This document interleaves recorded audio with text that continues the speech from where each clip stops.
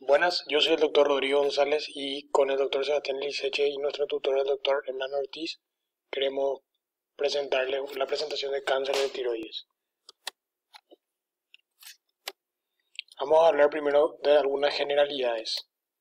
El cáncer de tiroides es un tumor raro, pero constituye aproximadamente 2,5% de las neoplasias malignas. Entre las neoplasias endocrinas es la neoplasia más frecuente. Tiene predilección por el sexo femenino y edades medias de la vida, de 40 a 60 años. Su incidencia en los últimos años aumentó, pero su mortalidad ha permanecido estable realmente. Acerca de la clasificación, podemos dividirlo en carcinomas bien diferenciados, el medular, el indiferenciado o anaplásico y los otros, ¿verdad? El bien diferenciado hace referencia a los tumores que vienen de la célula folicular, que pueden ser el carcinoma papilar, el carcinoma folicular y el carcinoma de células de Hurtle. El carcinoma medular, que viene de las células parafoliculares. El carcinoma indiferenciado, que realmente es difícil de saber de dónde viene. El carcinoma indiferenciado anaplásico. Y los otros tumores que son el linfoma tiroideo, ¿verdad? El sarcoma y los carcinomas epidermoides de la tiroides. El carcinoma papilar es el tipo más frecuente. La mayoría se diagnostica entre los 20 y 50 años. Es el tipo de cáncer de personas más jóvenes. Está relacionada con alta ingesta de yodo, con exposición a radiaciones ionizantes. Es el que tiene una predisposición genética importante y tiene cierta relación con la obesidad, además. El carcinoma folicular representa entre el 10 y el 15% del total de los cánceres tiroides. Debuta, es el segundo en frecuencia por ende, debuta en pacientes de mayor edad que el cáncer papilar, generalmente en edad media, y generalmente está más relacionado con déficit de yodo, ¿verdad? Déficit endémico de yodo. Tiene también carga genética y hay formas hereditarias del carcinoma folicular. Respecto al carcinoma de célula de Hurtle, es aproximadamente el 5% de los carcinomas diferenciados. Entre los diferenciados, el menos frecuente. Ocurre generalmente entre la quinta y sexta década de vida y está relacionado con radiación, déficit de yodo, sobreexpresión de P53 y activación de mutaciones relacionadas con el receptor de TSH, la tirotropina, y la subunidad alfa de la proteína G y la translocación del oncogen RAS. Y tiene alteraciones en las estructuras mitocondriales, ¿verdad? Como cuestiones llamativas de esta patología. Es parecido al carcinoma de células foliculares. En cuanto a los carcinomas medulares, supone entre 3 al 4% de los carcinomas tiroides y existen dos formas de carcinoma medular, la forma esporádica y la forma familiar o hereditaria, ¿verdad? La forma esporádica es la más frecuente y la forma hereditaria es la que se ve generalmente en neoplasias endocrinas múltiples como el MEN2. En el caso del carcinoma anaplásico es el menos frecuente, supone aproximadamente 1 al 2% de los tumores de tiroides, típico de la edad avanzada. Y respecto a su etiología, se propone un estímulo prolongado a la TSH. Tenemos un esquema que lo que muestra es la progresión tumoral del cáncer diferenciado al anaplásico. Y en la parte de abajo vemos la incidencia y vemos la supervivencia a 5 años. Tenemos una célula folicular del tiroides que puede dar un carcinoma diferenciado de tipo papilar o folicular. Tanto el carcinoma papilar como el folicular tienen diferentes formas, como vamos a ver posteriormente, células altas, insulares, etc., que posteriormente van a pasar hacia lo que es la pobremente diferenciado y después el anaplásico. Y a medida que aumenta esta progresión, baja la esperanza de vida a los 5 años y aumenta lo que es la captación de fluorodesoxiglucosa en el PET scan. Con respecto al carcinoma papilar, ya hablando de cada subtipo, se presenta clínicamente como un nódulo tiroideo solitario palpable generalmente y las metástasis regionales cervicales son frecuentes. Se presentan aproximadamente en la mitad de los casos en el diagnóstico inicial y no siempre son palpables. De hecho, la mayoría no son palpables de verdad en esta serie de casos que es de primer mundo. El 90% generalmente son ipsilaterales, ¿verdad? Respecto si está en el lóbulo izquierdo, el nódulo, entonces generalmente son adenopatías del mismo lado. Y el 75% ocurre en los niveles 3, 4 y 6. Su presencia no parece afectar el pronóstico. Toda una salvedad muy interesante respecto al carcinoma papilar. Una de las pocas neoplasias en la oncología que la presencia de metástasis ganglionares no empeoran el pronóstico de la enfermedad. Y entre el 5 al 10% debutan con metástasis a distancia, ¿verdad? Es menos frecuente que haya metástasis a distancia. Las posibilidades de malignidad de un nódulo tiroideo no palpable son realmente similares a las de los nódulos palpables, ¿verdad? Entonces tampoco es que podemos decir que si se palpa el nódulo el riesgo sea mayor. Respecto a la ecografía, ¿verdad? Hablar de la clasificación ATA, ¿verdad? La clasificación de la Academia Americana de Tiroides, ellos clasifican en los nódulos tiroides según riesgo de malignidad, desde benigno, ¿verdad? Que son tipo los quistes que están acá, que tienen un riesgo menor al 1% de tener cáncer, así como hasta con una sospecha espectral hasta lo que son los de sospecha alta, ¿verdad? Más del 70% de riesgo de tener una neoplasia en el nódulo. Los hallazgos más específicos de cáncer de tiroides son márgenes irregulares, microcalcificaciones y el famoso diámetro más alto que ancho, taller than wide, ¿verdad? Existen también otras escalas como el TIRADS y demás, ¿verdad? Que son similares a esta. Respecto a las adenopatías, importante que la ecografía permite diagnosticar la enfermedad regional.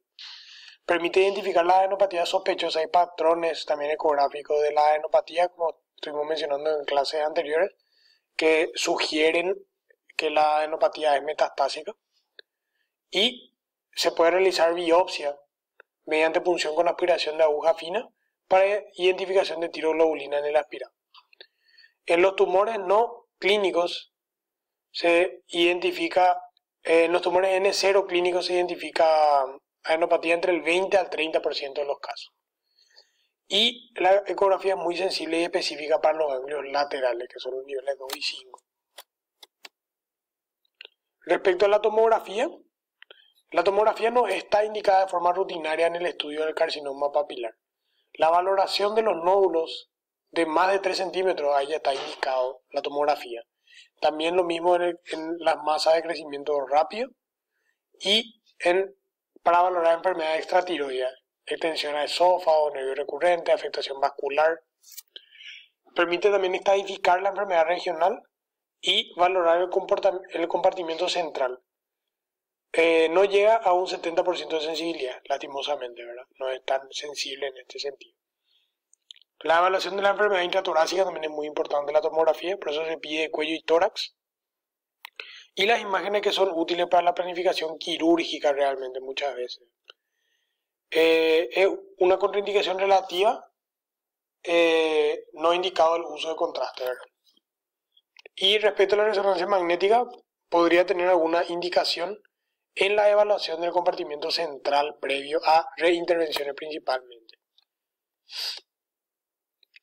Respecto al PET scan, ¿verdad? Mencionar que en este tipo de tumores hay una captación baja de lo que es el yodo 131. Hay una mayor actividad metabólica y debe considerarse en ausencia de enfermedad estructural tras 100 a 200 milisievert con sospecha de evidencia de recidiva. Y respecto a la gammagrafía, se limita a los bóceos multinodulares con nódulos ecográficamente sospechosos, ¿verdad? Un nódulo sólido en la ecografía y frío en la gamografía con tecnesio 99 o yodo 123 debe ser biopsiado. Es una indicación de biopsia. Una vez que el diagnóstico del carcinoma papilar está establecido, ya realmente no tiene utilidad porque es una prueba diagnóstica. Hablar un poco de lo que son los incidentalomas. Los incidentalomas, ¿verdad?, son las masas encontradas en un estudio realizado por otro motivo y son realmente malignos en dos tercios de los casos. Tienen un valor limitado para valorar el compartimiento central y los granulomas, las adenopatías inflamatorias y el aumento de la actividad muscular generan frecuentes falsos positivos, son causas de falsos positivos en esta prueba. Respecto a la anatomía patológica del carcinoma papilar, pueden aparecer en cualquier lado de la glándula. Su tamaño medio suelen ser de 2 a 3 centímetros. Generalmente son lesiones únicas o focales o multifocales. Pueden ser infiltrativas y de bordes mal definidos. Cuando se cortan, la superficie es blanquecina y de aspecto cicatricial y pueden tener calcificaciones y áreas de necrosis. También pueden tener áreas quísticas. Existen lesiones muy bien circunscritas, incluso encapsuladas.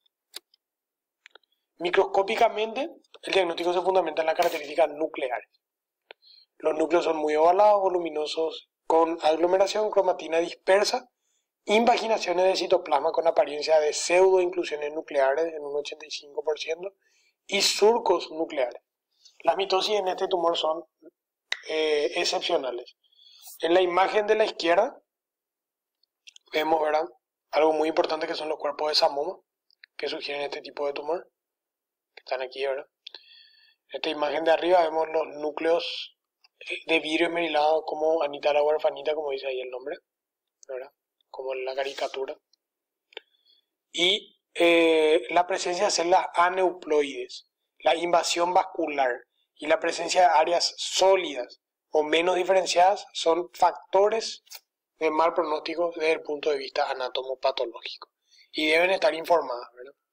Vemos acá la formación de papilas y los núcleos, los cambios nucleares que definen el carcinoma papilar.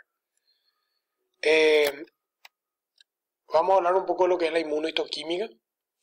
La tinción de inmunohistoquímica con HBME1 positiva, ¿verdad?, es el patrón típico de este tumor. El patrón inmunohistoquímico de las células del carcinoma papilar de tiroides es positiva a tirolobulina, TTF1, citoceratina 19, proteína S100, CD15, HBME1, galectina 5.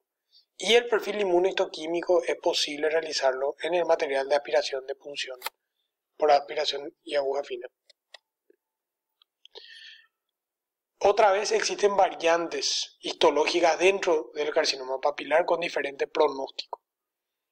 Vamos a hablar de 4, la variante esclerosante difusa, la variante de células altas, la variante sólida y la variante folicular. La variante esclerosante difusa ocurre en 3% del total de la neoplasia, afecta a más jóvenes y a niños, es de consistencia dura y muy calcificado, y la permeación linfática intraglandular. Tiene cuerpos de Samoma muy numerosos y tiene al momento del diagnóstico 100% de adenopatía. Sí o sí se encuentra una adenopatía en estos tumores, ¿verdad? Es un tumor agresivo pero con mortalidad baja. Respecto a la variante con células altas, ocurre en 1 de cada 10 casos. Es más típico de pacientes mayores, generalmente son de más de 6 centímetros. Y la afectación extratiroidea es frecuente, ¿verdad? Las células son 2 veces más altas, como vemos en la imagen, y tiene falta de reactividad a la tirolobulina. La supervivencia a los 10 años es de un 75%. De esta manera podemos decir que esta variante de células altas es una variante realmente que tiene un pronóstico un poco peor pronóstico que las otras variantes. La variante sólida tiene un 50% de patrón sólido que define su diagnóstico anatomopatológico, como ven en la imagen. Es más frecuente en los niños, es lo que se vio en 1/3 de los casos en Chernobyl, y tiene una propensión a la diseminación linfática venosa y venosa. El pronóstico es realmente bueno. Está relacionado, por ende, es uno que está muy relacionado con la radiación. La variante folicular tiene el diagnóstico es relativamente fácil en presencia de un patrón infiltrativo con una morfología nuclear típica, que incluso permite diagnosticarse en una PAF o en una biopsia intraoperatoria. El diagnóstico del carcinoma papilar, la base del diagnóstico está en la ecografía y en la punción con aspiración a aguja fina.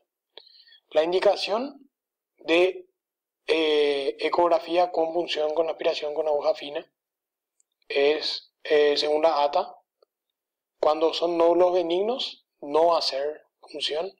Cuando la sospecha es muy baja sospecha, depende del tamaño, se podría hacer PAF a partir de 2 centímetros o se puede controlar. Cuando hay baja sospecha, el límite queda en 1,5 centímetros. Un nódulo de 1,5 centímetros se punza.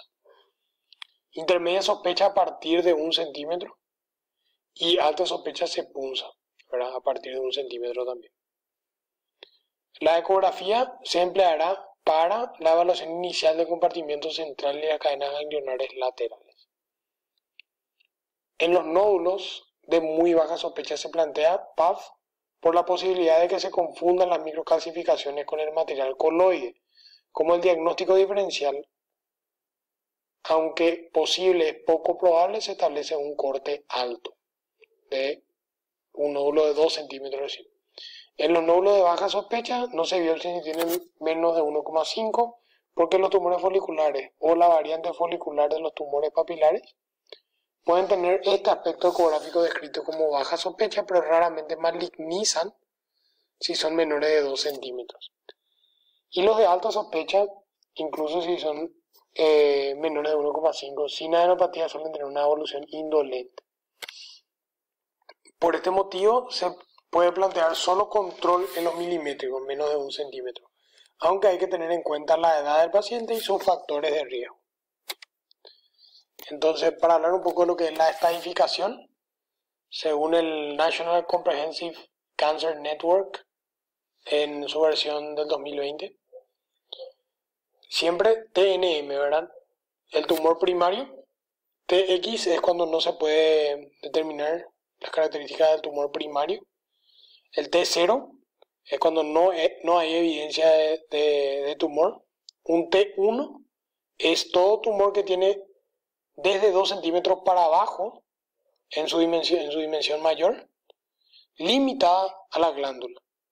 Y un T1A es 1 centímetro para abajo y un T1B 1 a 2 centímetros. El T2 tiene más de 2 centímetros pero menos de 4, o sea, desde 4 para abajo en su dimensión mayor y está limitada a la glándula tiroides. Un T3 tiene más de 4 centímetros limitado a la glándula tiroides o tiene extensión extratiroidea macroscópica, ¿verdad? Invadiendo los músculos, ¿verdad? El T3A es cuando está limitado pero más de 4 centímetros y el T3B es cuando tiene extensión extratiroidea a los músculos adyacentes, independientemente del tamaño tumoral, ¿verdad? Y un T4 es cuando la extensión extratiroidea macroscópica es por más allá de los músculos, ¿verdad? Puede ser un T4A o un T4B. El T4A habla de la extensión al tejido subcutáneo, a la laringe, a la tráquea, al esófago o al nervio laríngeo recurrente de un tumor de cualquier tamaño, ¿verdad? No es el tamaño sino la extensión.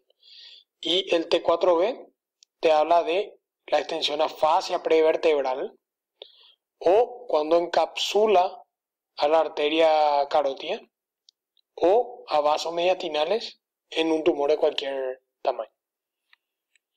Eso es lo que es la estadificación T. La NX es cuando no se puede valorar. N0 es cuando no hay nada y puede ser de dos tipos, N0A o N0B. N0A es cuando el uno o más de los nódulos linfáticos tienen confirmación o citológica o histológica, ¿verdad? Y esto es confirmación benigna.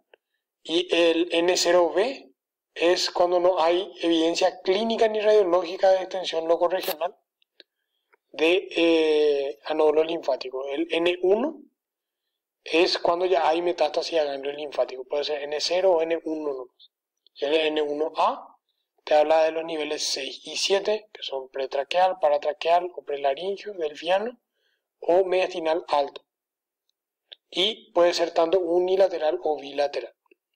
Y el N1B, metástasis uni o bilaterales o inclusive contralateral, en los niveles 1, 2, 3, 4 o 5 y también a nivel de ganglios retrofaringios. Y la M puede ser 0 y 1, dependiendo de si hay o no metástasis a distancia. La estadificación tenemos. El estadio 1 es cuando tenemos cualquier tipo, esto es en el carcinoma diferenciado debajo de 55 años, menos, o sea, en un paciente menor de 55 años, si tiene, independientemente a cualquier T o N que tenga y tiene una M0, es un estadio 1. Y desde el momento que tiene una M1, es un estadio 2. Después, en pacientes mayores de 55 años, o sea, de 55 años para arriba, un estadio 1 debe ser un T1 o un T2 con un N0 M0. El estadio 2 es un T1 hasta un T3B con N1 y M0. El estadio 3 es a partir de T4A. El estadio 4A es T4B y el estadio 4B es cuando hay metástasis.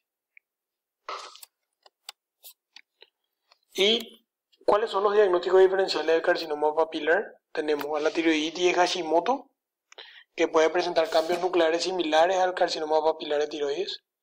La posibilidad de la existencia de un carcinoma papilar de tiroides sobre un Hashimoto también complica el diagnóstico.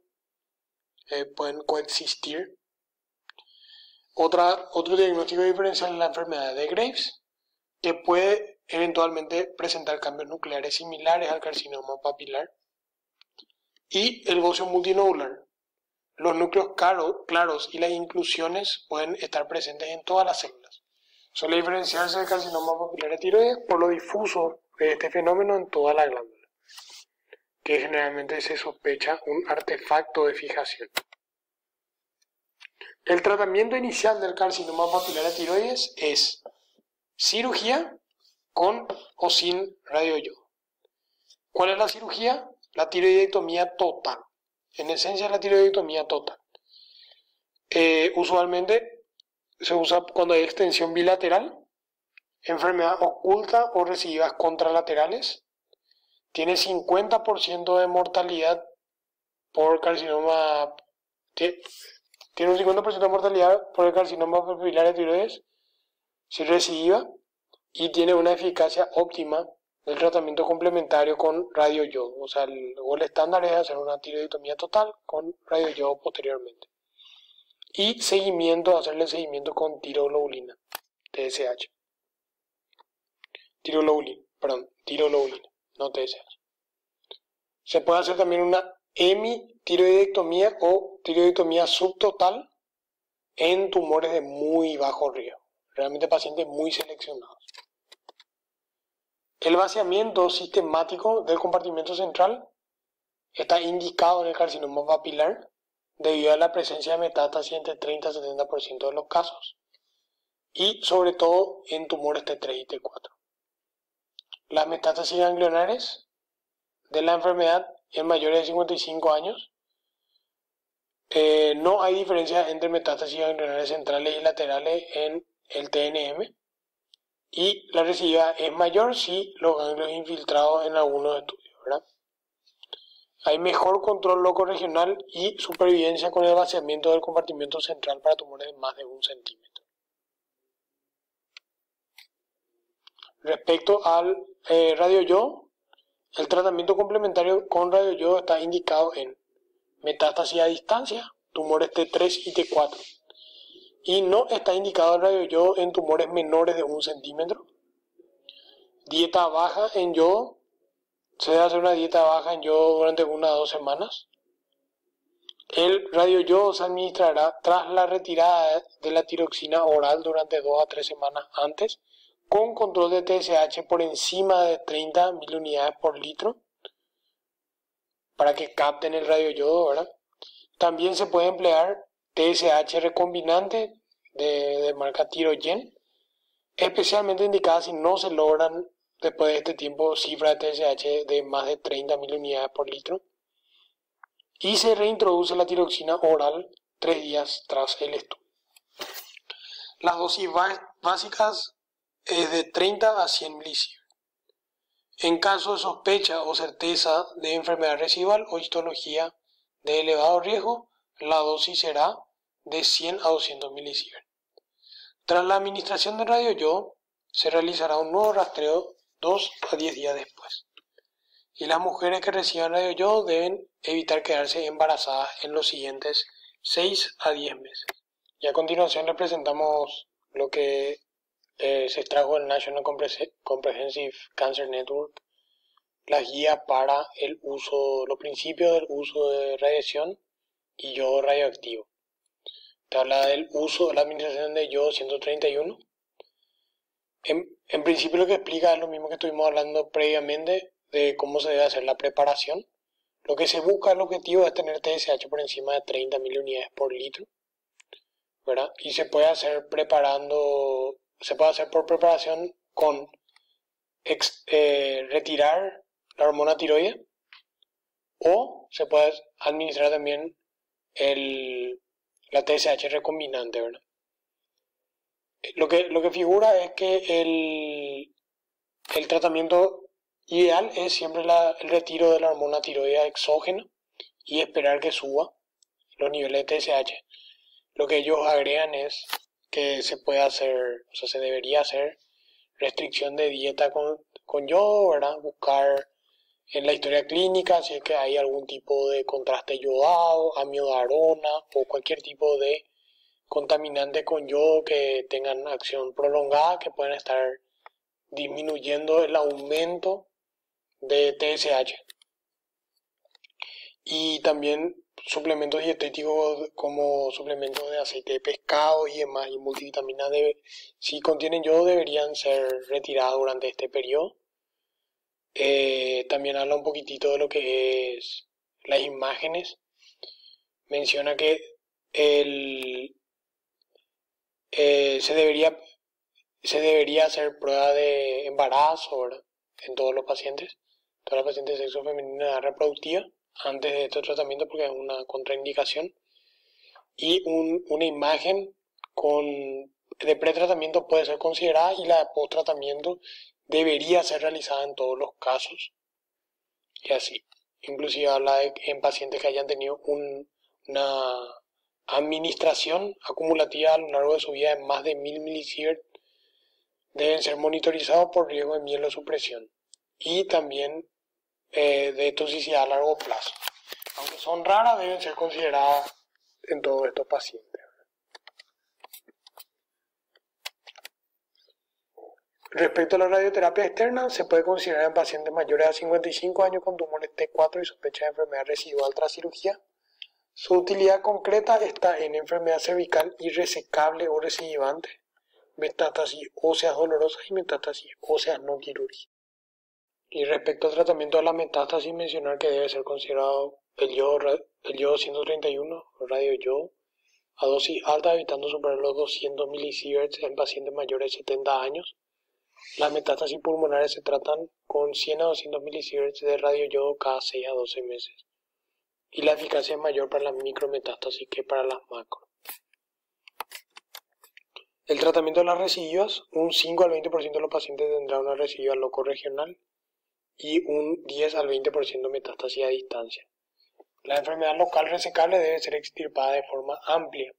La recidiva locorregional debe extirparse mediante vaciamiento exhaustivo del compartimiento cervical.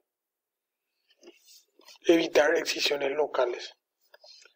Y un vaciamiento más limitado solo se contempla si un vaciamiento previo se ha realizado. El tratamiento complementario con radioyodo para las recidivas no está indicado de entrada, sobre todo si el paciente ya recibió dosis alta en el tratamiento inicial. Y la enfermedad a distancia debe ser tratada de forma quirúrgica. Si no lo es posible, una excisión paliativa es una opción a valorar. Los niveles de tiroglobulina basal y estimulada se deben medir cada 6 a 12 meses y se deben valorar anticuerpos antitiroglobulina.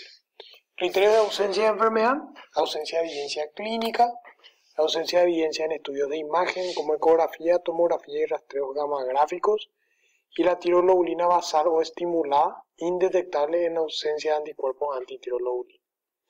El método de imagen básico para el seguimiento es la ecografía. Debe realizarse cada 6 a 12 meses y el lecho tiroideo es evaluable con ecografía. Las adenopatías con diámetro mayor a 5 a 8 milímetros deben ser punzadas.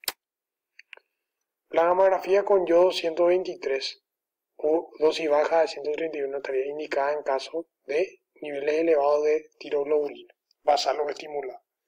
Y la 18-fluorodesoxiglucosa tomografía de emisión de positrones está indicada en pacientes con niveles elevados de tiroglobulina y rastreo gamagráfico negativo. La supresión de TSH después de la cirugía debe estar mantenida en 0,3 a 2 miliunidades por litro sin evidencia de enfermedad, 0,5 a 0,1 miliunidades por litro en caso de ausencia de enfermedad pero de alto riesgo y menor a 0,1 si enfermedad residual. Las macrometástasis pulmonares tienen baja posibilidad de respuesta completa con el radioyodo.